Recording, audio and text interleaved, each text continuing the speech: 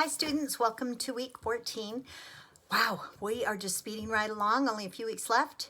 And this week we're talking about the foundations of social policy, social justice, and we're going to focus on children and marriage this week, chapters 12 and 13.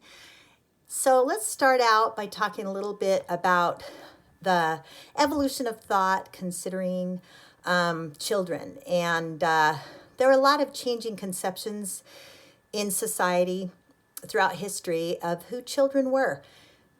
In fact, if you've ever gone to an art museum, or next time you go to an art museum, look at some of the paintings from like the 1600s and before that. Children were depicted in paintings as little grown-ups. Now, if you look at a child, you will note that their head has a bigger percentage of their body than an adult's head does, right? So they have that big head, big eyes, and all little creatures have those endearing qualities, which is nature's way of making sure that the big creatures take care of the little ones, right? We think they're adorable because of those big heads and big eyes, and you mommy types know what I'm talking about. Daddy types get it too. I mean, cute things are cute for a reason. We take care of them partly because of that. But back in the 1600s and earlier, around the time that of the founding of the United States, even as late as the 1700s, we see paintings in which children have the same. They're basically depicted as little miniature adults, and they're thought of as future citizens. I had a friend in Illinois years ago who had come to the United States from Europe she came from Holland, and she came in the 40s, right before World War II.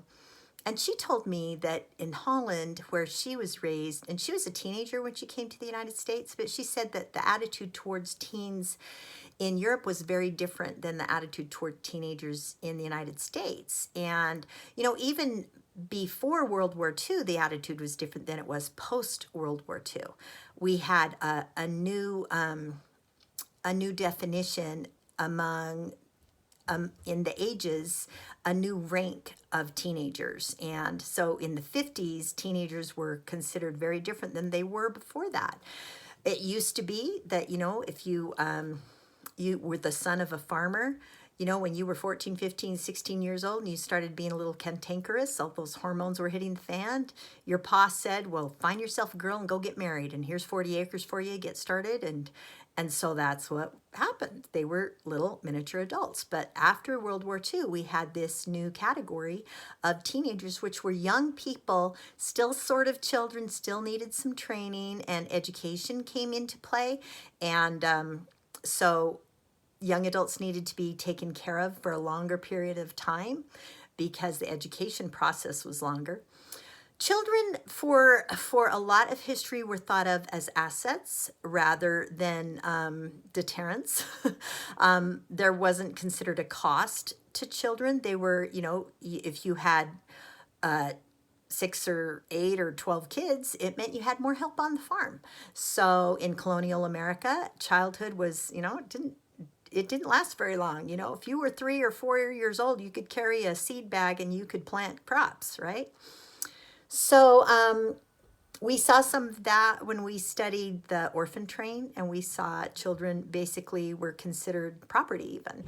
So there were several categories that children fit in. They were considered a dangerous class if children were living in the slums during the mid-1800s.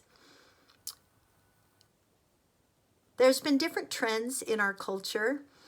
We have evolved into a culture where we've had more inclusive adoption policies. We've also had more children eligible for adoption. We have transracial and transcultural adoption. That's more readily accepted today than it ever has been. International adoption versus domestic transracial adoption. It used to be that people would say, well, I want a white baby, so I'm going to go to Europe, Russia. I have a really good friend who adopted a little boy from the Ukraine, And this poor little guy, that they used to say that those attachment issues were rare. Not so much. When you get a child from some of these countries where they've been in orphanages for, 3 or 4 years, then yeah, they're going to have a hard time attaching because they haven't learned how to attach when they were younger. Transracial adoption, it's thought that it should only occur after clearly documented evidence of unsuccessful same-race adoption. And why is the reason behind that? That sounds a little racist, doesn't it? And this is the NASW actually put this out in 1994, that we should first seek to make sure that people of the child's race can adopt the child. And of course, the reason behind that is that we want children to be able to have a cultural upbringing that kind of matches who they are genetically as much as possible. We have really come a long way in terms of adoptions by people with same gender attraction, by gays and lesbians. And so that's considered more acceptable than it ever has been. Let's talk a little bit about education and how our thought about that has evolved in our culture.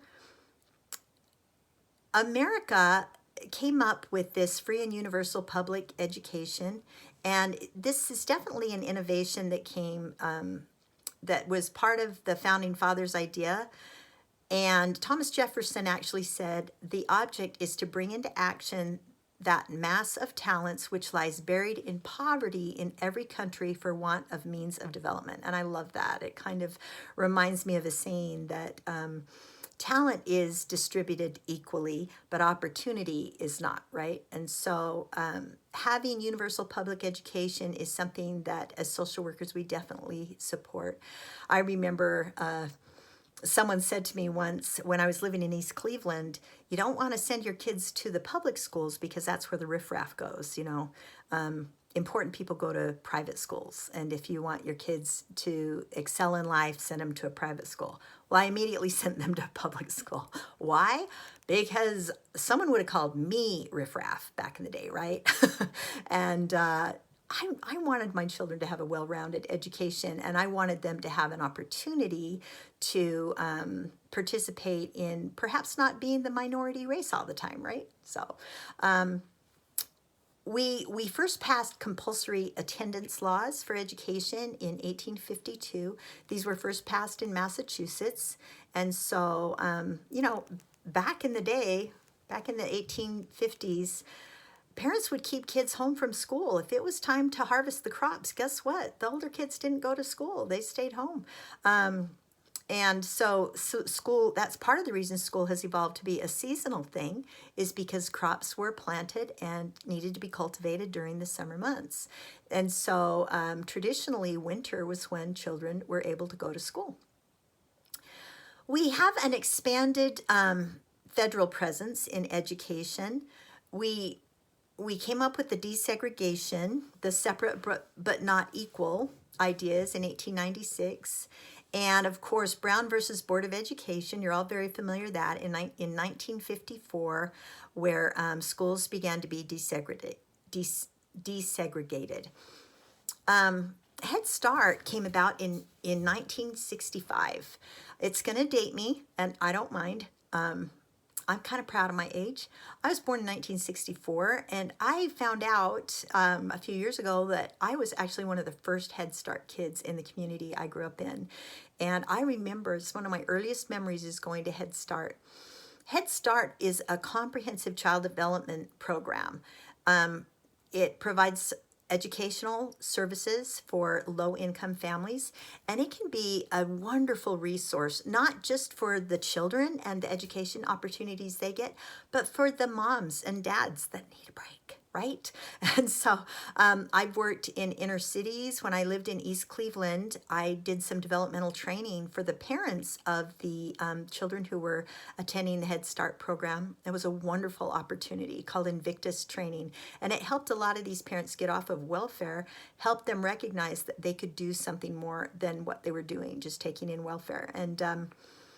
And it's great in that it brings communities together, it brings parents together, and it opens up the idea of education as an opportunity for children. So there's a lot of studies out there that show us that children who have opportunity at education environments, that the younger they are, not necessarily under the age of 3, but about 4, when they start going to Head Start, that's when they can start developing kind of these patterns of recognizing the alphabet and starting to really enjoy the educational process. And so these kids that attend, the studies show us that the children who attend these programs are more likely to go on to higher education. So they have been really a wonderful resource. Children with disabilities, these are some of the things that we see in education. Educating the children who have disabilities is important. The Education for All Handicapped Children Act came about in 1975. And then in 1990, we got Individuals with Disabilities Education Act. And so because of these two acts, states need to provide free and appropriate public education for all children with disabilities, regardless of the severity of that disability.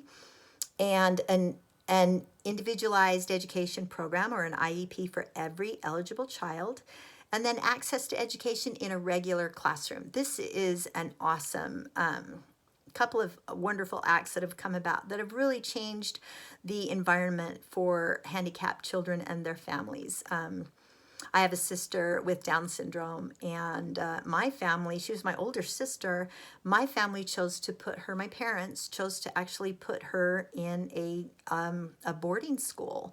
It was basically a care center for these children, but back in the 50s and 60s, that was what people did with children with Down syndrome. And now you will see in almost every school in the country, there will be children with Down syndrome. And the beautiful thing is that it not only gives these children opportunities to learn, it gives their families some respite, but it also provides wonderful opportunities to the children who are the more neurotypical children, the children without disabilities, who learn how to interact and have compassion for these kids. And I know you've all seen stories where the captain of the football team invites the Down syndrome girl to prom or something like that. There's a lot of really cute things online that help us see that there's value in these lives. And these are some of the people that, as social workers, of course, they're the most vulnerable, and they are some of the people that we are definitely, it's part of our job to reach out to them and make sure that their needs are being met.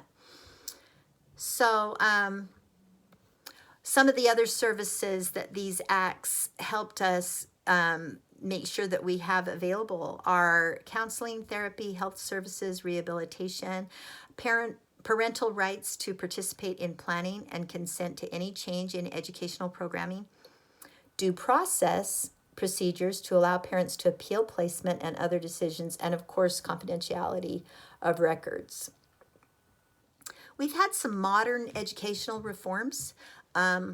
School financing, elementary and secondary public schools are financed primarily with local and state funding, and financing system supports inequality. So we came up with the No Child Left Behind Act, and this is in which public schools are held accountable for the students' mastery of core subjects.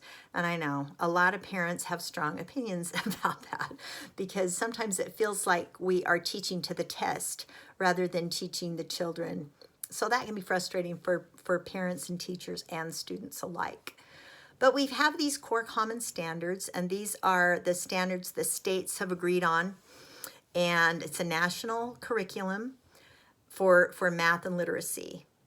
There have been schools that have come about, such as charter schools, where parents want more of a choice in what their children are learning, how they're being taught, and so tuition vouchers is something that have come about. Charter schools in which the parents decide what is going to happen, and then the funding comes from government funding, but there's a parental board that helps choose how the education is going to go about. And I've both worked for charter schools and had my kids in charter schools, and I think they can be really good. But at the same time, are we giving equal opportunity across the board? So that's something to keep in mind as social workers. All right, so let's talk a little bit about children and how they are affected by poverty and violence. So in the United States, children face a higher risk of for poverty than any other age group. I believe in Nevada, we have one of the highest rates for children living in poverty, which is like 23%, something like that. What are some of the consequences of children living in poverty? They definitely have higher health risks, and they're more likely to have substandard housing. They're more likely to have limited access to health care. And of course, their educational opportunities are not going to be the same as children who are not living in poverty.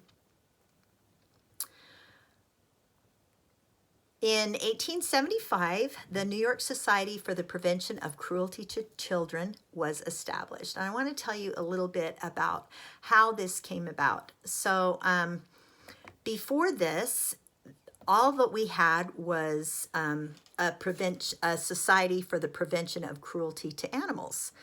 And let's see, the New York City Department of Charities, let's see, I can't remember the name of this guy. But it came to the authorities' attention that there was a little girl who was living, not only was she living in poverty, but she was being horribly neglected and abused by her caregivers. Her name was Mary Ellen. And her mother her father passed away, and her mother gave her up. She didn't release her for adoption, but at this time in the history of the world, 1860s, remember, it was fairly thought of as a normal thing to do to kind of loan a child out, board your daughter. It was a common practice to board a child that you couldn't care for yourself. And so she placed her child with a woman named Martha Score, and then the mother's name was Frances. And as her situation worsened, she began to miss the visitation dates with her daughter, and pretty soon she wasn't making any of the child care payments. Does it sound familiar? It sounds like the story of Cosette, if you're familiar with Les Miserables. Yeah, our family is. So anyway, similar story to what happened to little Cosette.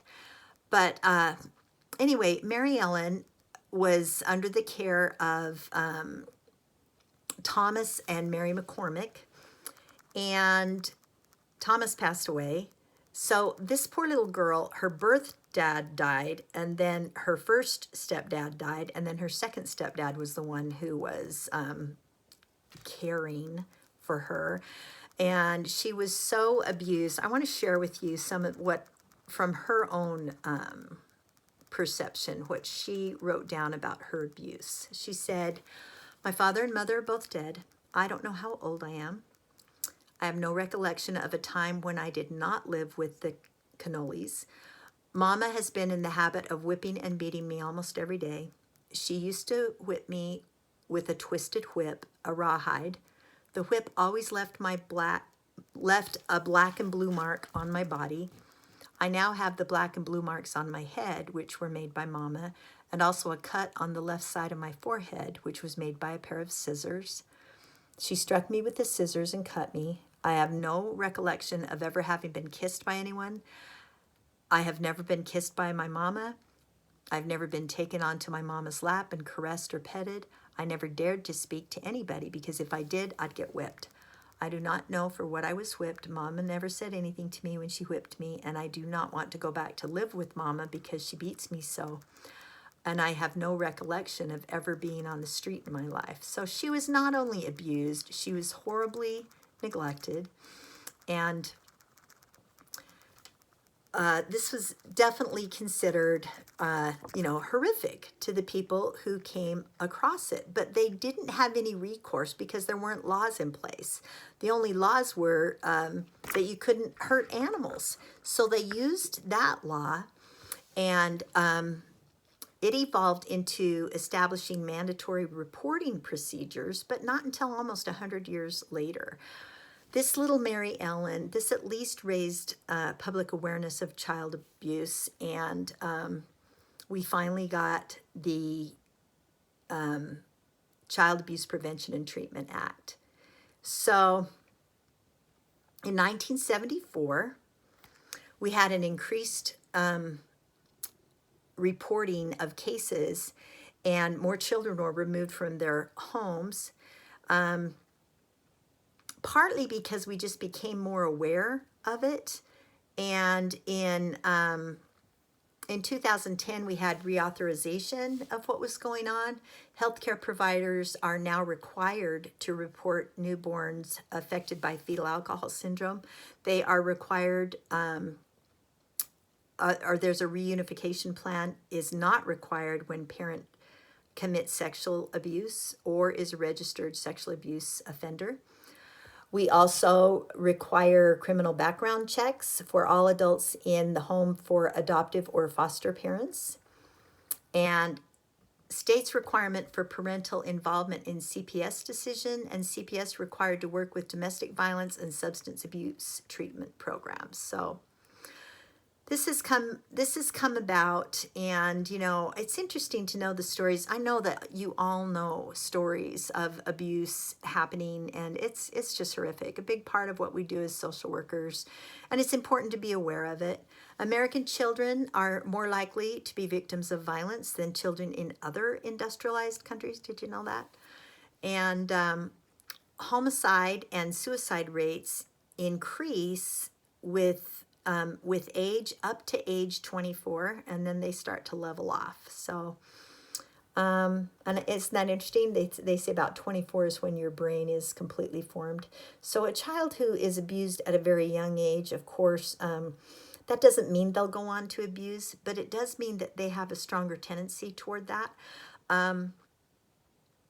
Children who identify as LGBT, these are especially vulnerable children, and they are more likely to be bullied, and so that's something we need to watch out for. Let's talk a little bit about teen pregnancy. So what happens when a teenager gets pregnant? We have two high-risk children, a child mother and an infant. Teen moms are less likely to receive adequate prenatal care. They're less likely to finish high school, and they're more likely to depend on public assistance. I believe that as social workers, this is a very fragile part of our population, both the mothers and the children. And when we talk about having a voice for those who don't have one, that's a place that you can really make a difference in being a voice, not just for the moms, the teenage moms, but also for the children. So social workers who were pioneers in child welfare include Julia Lathrop and Jane Addams. It's important to recognize that there's a real power in litigation for improving policies and programs that affect children. There's several different child welfare acts. There's a lot of wonderful information in your textbook this week about child welfare. And hold on just a sec.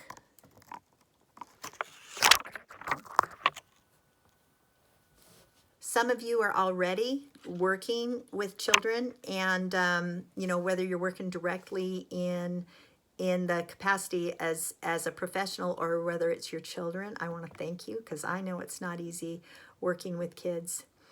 Let's talk a little bit about social policy and social justice and how it affects women.